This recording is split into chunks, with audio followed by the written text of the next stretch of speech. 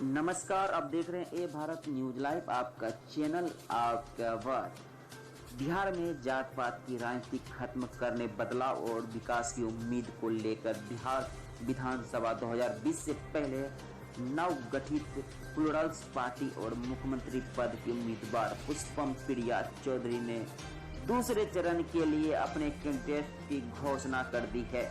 दूसरे चरण में 96 क्षेत्रों में होने वाले चुनाव के लिए प्लूरल्स पार्टी उम्मीदवार घोषित की है, जिसमें कि 13 महिलाएं 13 पुरुष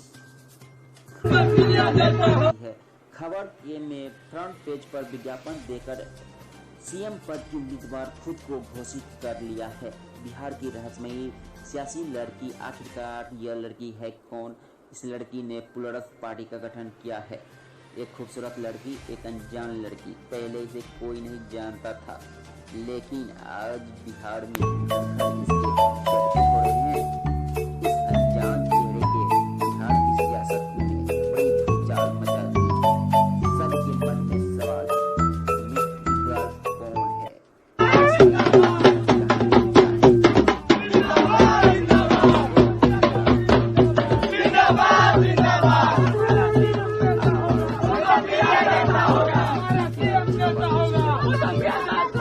हमारा सीएम कैसा होगा?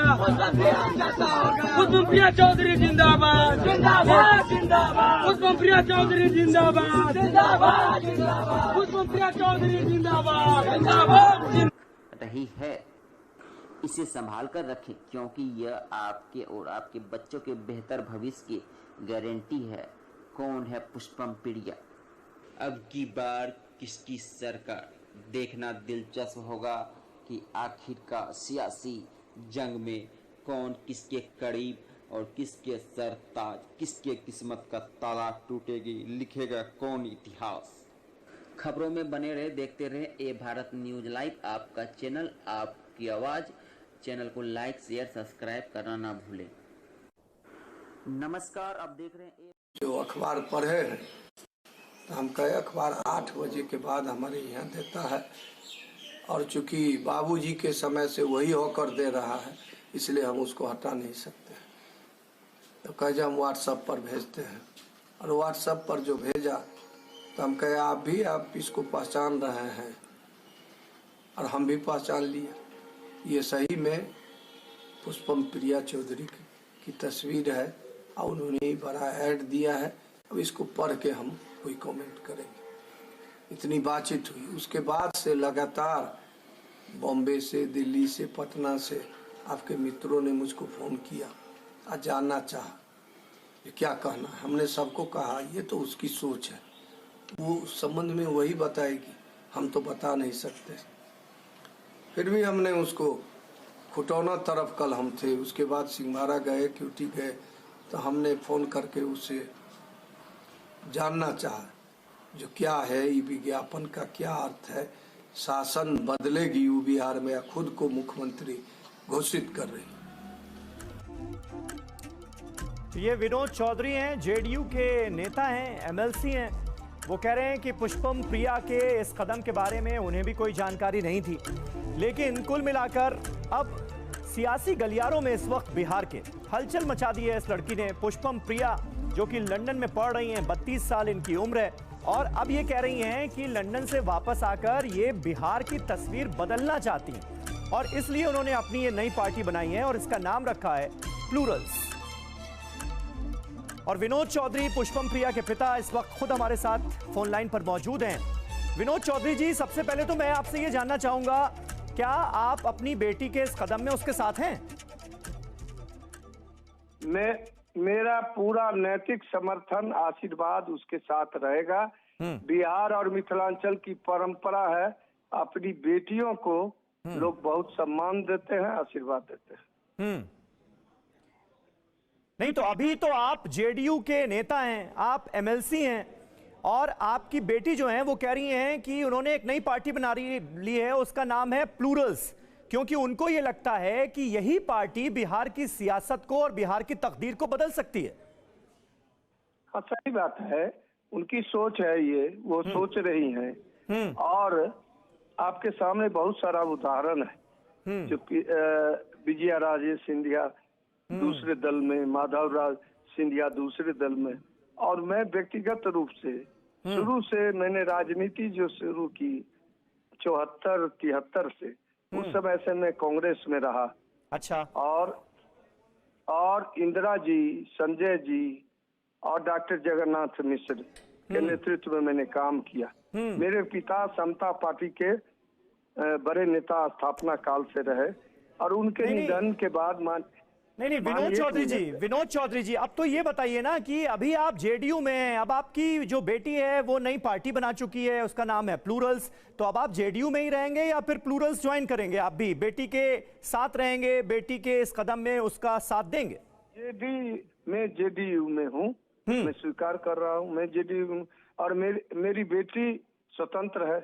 नमस्कार दोस्तों, मैं राकेश झा, धमधा पुलर्स की तरफ से।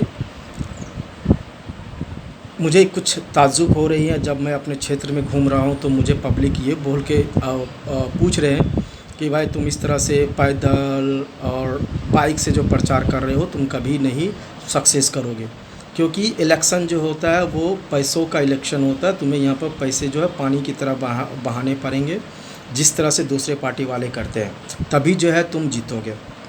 मैंने कहा ठीक है। मैंने उनको बोला कि अगर मैं तुमको 1 लाख रुपया दूं तो क्या तुम अपने गांव का पूरा वोट मुझे दोगे? तो उन्होंने कहा हाँ मैं दिलवा दूंगा। तो मैंने कहा ठीक है, तुम्हारा गांव का वोट मेरा, लेकिन उसके बाद मैं काम तुम्हारे गांव में नहीं करूंगा। तो वो ताज्जुब हो गया, क्यों नहीं करोगे? बोले तुमको 1 लाख रुपया तो दिए हैं।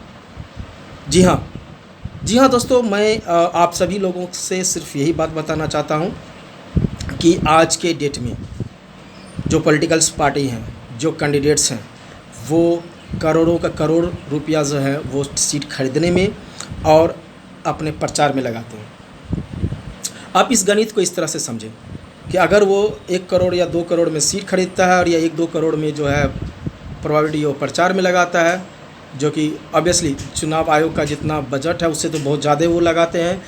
तो अब सवाल ये है कि अगर कोई कैंडिडेट 2 करोड़ 4 करोड़ रुपया अगर एक असेंबली इलेक्शन में लगाते हैं तो मुझे आप ये बताओ कि वो इलेक्शन के बाद उस इलाका में क्या करेगा? जी हाँ दोस्तों, इस चीज़ को समझो, वो काम नहीं करेगा, क्योंकि अगर वो 2 करोड़ रुपया लगाया है तो 20 करोड़ रुपया पहले कमाएगा।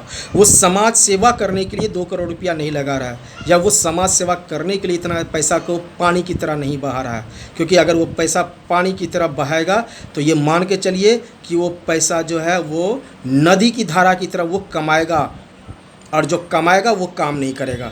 तो दोस्तों इस चीज़ को समझो। मैं एक छोटा सा एग्जांपल आपको दिया हूँ कि इस चीज़ को समझने का कोशिश करो। आज कैंडिडेट जो है पैसे को पानी की तरह बहा रहे हैं। वो बहुत सारे अपने कार्यकर्ता को मुंह मांगे पैसा दे रहे हैं, ठीक है, हर एक चीज़ से सपोर्ट कर रहे हैं, लेकिन उसके बाद क्या वो कार्यकर्ता ऑनेस्ट वे में अपने दिल पर हाथ रख के बोलो कि क्या वो कार्यकर्ता कल के डेट में खुलेआम उस एमएलए एमपी से बोल सकता है कि तुम जो है हमारे लिए काम करो, हमारे गांव में हमारे समाज में काम करो? एकदम नहीं, कदापि नहीं, वो नहीं बोल सकता है, क्योंकि उनको बोलने का राइट्स नहीं है, क्योंकि वो पैसा लेके अपना जो है उल्लू सीधा कर चुके हैं। तो इसीलिए दोस्तों ये दूसरी बात है कि आज के डेट में मेरे पास पैसा नहीं है, या अगर मेरे पास पैसा भी है तब भी मैं खर्चा नहीं करूंगा, क्योंकि मुझे पैसा खर्चा करके वोट नहीं लेना है। क्योंकि मुझे अगर वोट मुझे लेना है तो सिर्फ काम के बल पे वोट मुझे लेना है, तो मुझे अपने पुलर्स पार्टी के नाम पर वोट मुझे चाहिए, तो मेरे एजुकेशन के नाम पर वोट मुझे चाहिए, तो मेरे काम के नाम पर वोट मुझे चाहिए, तो मेरा एजेंडा के नाम पर, जो एजेंडा मैंने 10 साल पहले 10 सूत्री कार्यक्रम जो मैंने दिया है पब्लिक को, मैं उसी एजेंडे पर, मैं उसी मैनिफेस्टो पर मैं रेडी रहूँगा। पुलर्स पार्टी का जो मैनिफेस्टो है वो तो है, उस पर तो हम काम करेंगे ही, साथ साथ जो हमें धमधा के पब्लिक ने जो हमें काम करने की जिम्मेदारी दी है, जो उन्होंने जो सुझाव दिया है, ठीक है, हम उस काम को भी करेंगे, उस काम के लिए भी हम डेडिकेटेड रहेंगे। तो मैं अपने यूथ से, मैं अपने धमधावासी से ये भी रिक्वेस्ट करूँगा कि आप हमें बताएं कि आपके क्षेत्र में क्या प्रॉब्लम्स है, आप किस तरह का काम करना चाहते हैं, किस तरह से काम का जो अपेक्षा रखते हैं, आप हमें बताएं, हम उस चीज़ पर है खरा उतरेंगे। जय हिंद, जय भारत, जय बिहार, जय मैथिली।